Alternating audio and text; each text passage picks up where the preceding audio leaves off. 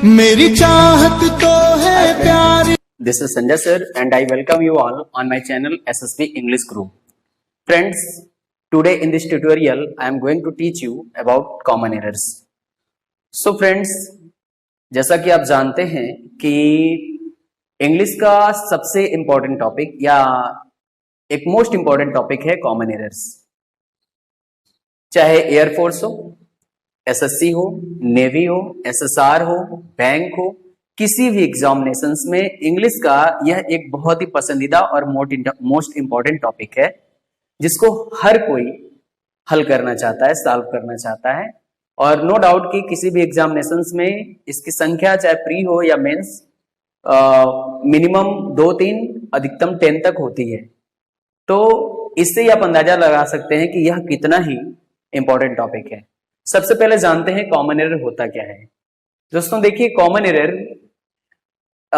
Grammar के नियमों में होने वाली एक सामान्य सी त्रुटियां हैं, एक सामान्य सी गलती है जो हर कोई कर सकता है या जो कोई भी एक सामान्य व्यक्ति जो कि अंग्रेजी लिखता है कर सकता है, अगर उसको बहुत ही कॉन्सेप्ट, इंग्लिश के कॉन्सेप्ट, लॉजिक्स और रूल्स का ज्ञान नहीं है तब ऐसा हो जाता है। तो एग्जामिनेशंस में होता क्या है कि देखिए, इंग्लिश का कोई एक बड़ा सेंटेंस या एक छोटा सेंटेंस या कोई भी एक सेंटेंस दिया जाता है इंग्लिश का, और उस सेंटेंस को 3 या 4 पार्ट्स में डिवाइड कर दिया जाता है। कुछ एग्जाम्स में 3 पार्ट में डिवाइड किया जाता है, कुछ एग्जाम्स में 4 पार्ट में डिवाइड किया जाता है। डिवाइड करने के बाद आपसे कहा जाता है कि सेंटेंस का कोई एक पार्ट गलत है और आपको बताना है सिर्फ कि कौन सा पार्ट गलत है। हाँ, सिर्फ आपको ये बता देना होता है कि कौन सा पार्ट गलत है। अगर आप बताने में सफल हो जाते हैं कौन सा पार्ट गलत है तो नंबर आपका है, अगर नहीं सफल हो पाते हैं तो फिर नंबर आपने अपना खो दिया। तो मैं एक छोटे से एग्जांपल से शुरुआत करूंगा। पहले देखिए, एक बहुत ही छोटा सा एग्जांपल है। जैसे कोई कहता है आई एम डॉक्टर, बहुत ही छोटा सेंटेंस मैं ले रहा हूं एग्जांपल के रूप में। अगर इस सेंटेंस को मैं 3 पार्ट में डिवाइड कर दूं, इसको मैं पार्ट ए नाम दे दूं, इसको पार्ट बी नाम दे दूं, इसको पार्ट सी नाम दे दूं, ठीक, तो ये sentence I am a doctor 3 parts में बढ़ चुका है, ए, बी और सी।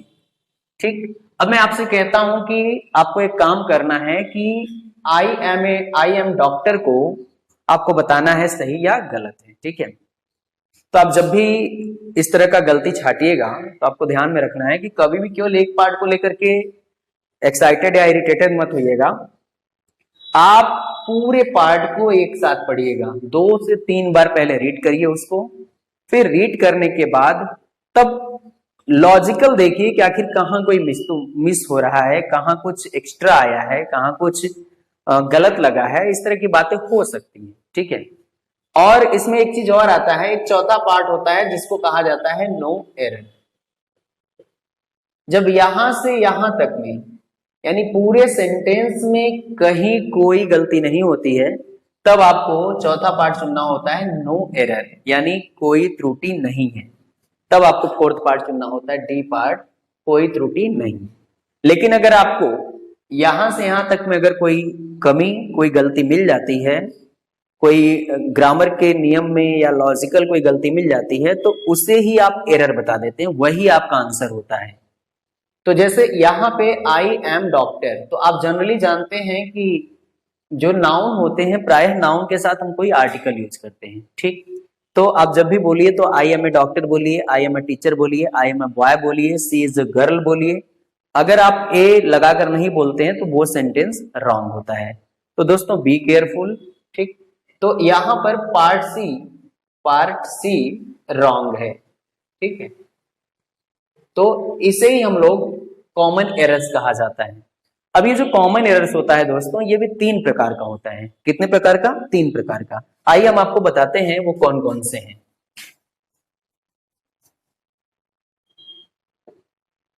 देखिए, पहला है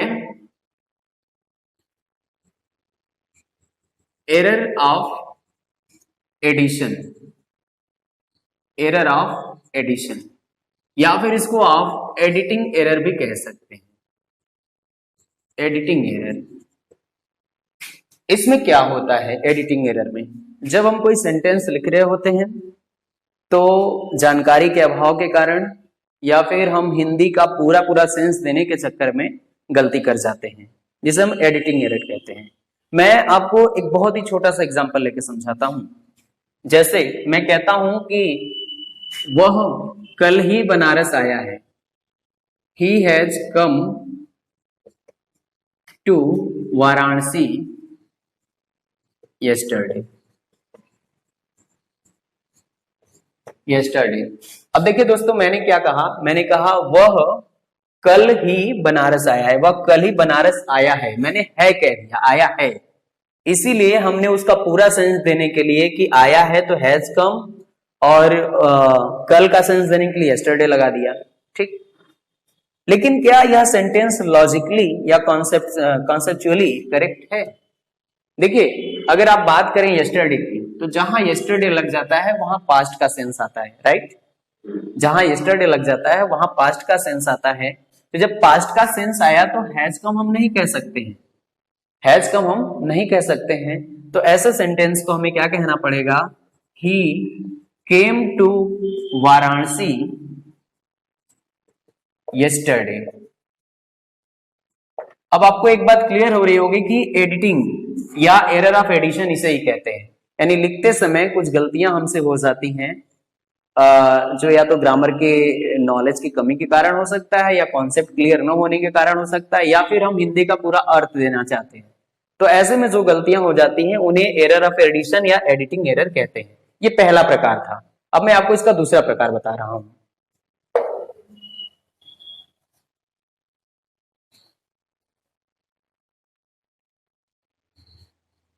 दूसरा जो प्रकार है इसका, एरर ऑफ ओमिशन।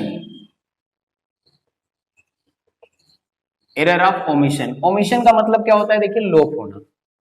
ओमिशन का अर्थ होता है लोप होना, यानी जब इंग्लिश लिखते समय कोई शब्द छूट जाए, जो जरूरी शब्द है, सेंटेंस में जब कोई शब्द छूट जाता है तो उसे हम एरर ऑफ ओमिशन कहते हैं। क्लियर? इस बात को आपको समझना पड़ेगा कि एरर ऑफ ओमिशन में कैसे क्या करना है, ठीक है।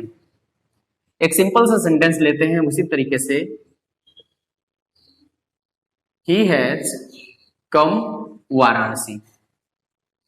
बहुत ही छोटा सा सेंटेंस है, ही हैज कम वाराणसी। अब आप जरा देखिए, इस सेंटेंस में कुछ न कुछ छूटा लग रहा है, ठीक, कुछ न कुछ छूटा लग रहा है। वो क्या छूटा है?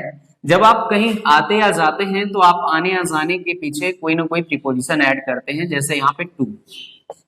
तो यहाँ पे टू छूटा हुआ था इस सेंटेंस में। इस तरीके बहुत से सेंटेंस होते हैं एरर के अंतर्गत, कॉमन एरर के अंतर्गत, जिनमें कुछ न कुछ छूटा होता है। तो ये दूसरा प्रकार हो गया error of omission, error of omission, ठीक है। और मैं आपको एक दो एग्जांपल करके दिखा देता हूं।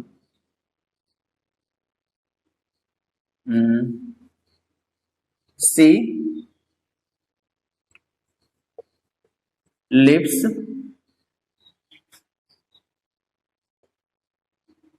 इन same house.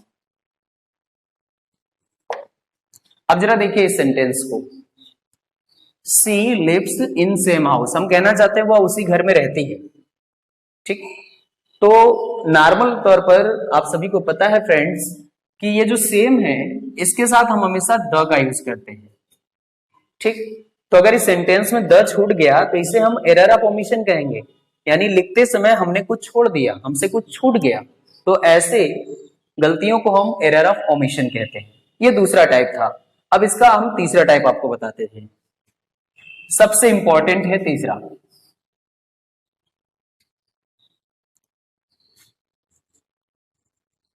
Error of superfluous. Superfluous, देखिए सुपरफ्लुअस का अर्थ होता है दोस्तों अनावश्यक। यानी कई बार क्या होता है हमें पता नहीं चलता है, पर हम अपने सेंटेंसेस में कैसे कई ऐसे वर्ड्स को यूज कर देते हैं जिनकी कोई आवश्यकता नहीं है, बिना जरूरत के ही हम उसको यूज कर देते हैं। बहुत ही छोटे स्तर पे और बड़े स्तर पे, दोनों तरीके से हम आपको एक एक एग्जांपल देंगे, ठीक है। एक एग्जांपल लीजिए, जैसे मैंने कहा कि राहुल मुझे डांटता है, तो अक्सर बच्चों को मैंने देखा है कि वो लिख देते हैं Rahul scolds to me, scolds to me, ठीक। अब जबकि स्कॉल्ड्स का ही अर्थ होता है किसी को डांटना, स्कॉल्ड्स का अर्थ होता है किसी को डांटना, यानी इसमें को पहले से ही छिपा हुआ है, ठीक है। तो स्कॉल्ड्स के तुरंत बाद मी लगा देने की आवश्यकता है, टू की यहां पर कोई आवश्यकता नहीं है। इस तरीके से जब कोई वर्ड अननेसेसरली किसी सेंटेंस में आता है तो उसे हम सुपरफ्लुअस कहते हैं। तो एरर डिटेक्शन करते समय, कॉमन एरर को पहचानते समय बहुत ही जरूरत है कि आप ऐसे सेंटेंसेस को, ऐसे शब्दों को बहुत ही गौर से समझिए। एक और एग्जांपल देखते हैं, ठीक है। ही returned this sorry he returned back this book after a week। अब आप बताइए, सेंटेंस है he returned back this book after a week।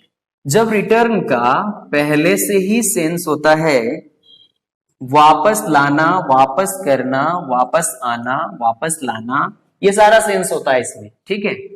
इसका अर्थ ही होता है वापस लाना, वापस करना, वापस देना, क्लियर। तो जब इसमें ही कंप्लीट सेंस छिपा है तो यहां बैक की क्या आवश्यकता है, यहां बैक की कोई आवश्यकता नहीं है, ठीक। तो बैक यहां पे अननेसेसरली यूज हुआ है, ठीक है। तो बैक यहां पे क्या है, सुपरफ्लुअस, सुपरफ्लुअस, ठीक। टू क्या है, सुपरफ्लुअस। तो फ्रेंड्स, मैं आपको इस वीडियो में सिर्फ यही बताना चाहता हूं कि जब भी आप किसी सेंटेंस में एरर पहचानने की कोशिश करें, एरर को डिटेक्ट करने की कोशिश करें, तो आप यह ध्यान में रखकर चलें कि वो एरर किसी तीन में से किसी एक प्रकार का हो सकता है। या तो वो एरर ऑफ सुपरफ्लुअस है, ठीक, या तो फिर वो एडिटिंग एरर है, या फिर ओमिशन है। ओमिशन है तो ढूंढना थोड़ा मुश्किल हो जाता है क्योंकि उसमें कोई शब्द गायब रहता है और गायब शब्दों का पता लगाना इतना आसान नहीं होता है। लेकिन एडिटिंग वाला बहुत आसान होता है, इसलिए उसमें साफ दिखता है कि ये जो है गलत हो गया है या यहाँ पर ये नहीं लगना चाहिए। जबकि सुपरफ्लुअस वाले में तो और क्लियर हो जाता है कि इस शब्द का प्रयोग मैंने अननेसेसरली किया है, ठीक है। तो इस तरीके से मैं आपको एक और एग्जांपल देकर समझा सकता हूं इसको।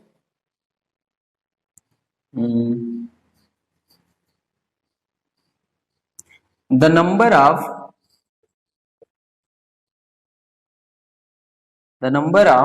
Unemployed, the number of unemployed persons is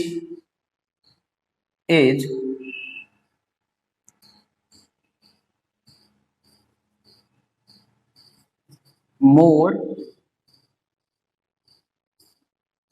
compared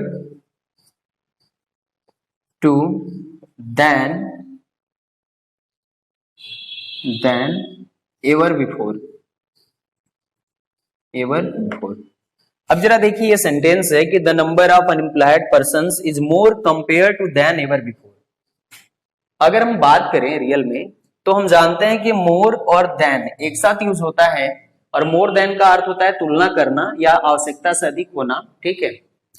पर जब मोर देन ही कंपैरिजन के लिए सफिशिएंट है तो why do we use compare to. या तो हम मोर देन यूज कर लें या तो कंपेयर टू यूज कर लें। तो इसीलिए यहां पे कंपेयर टू का प्रयोग बिना जरूरत के हुआ है।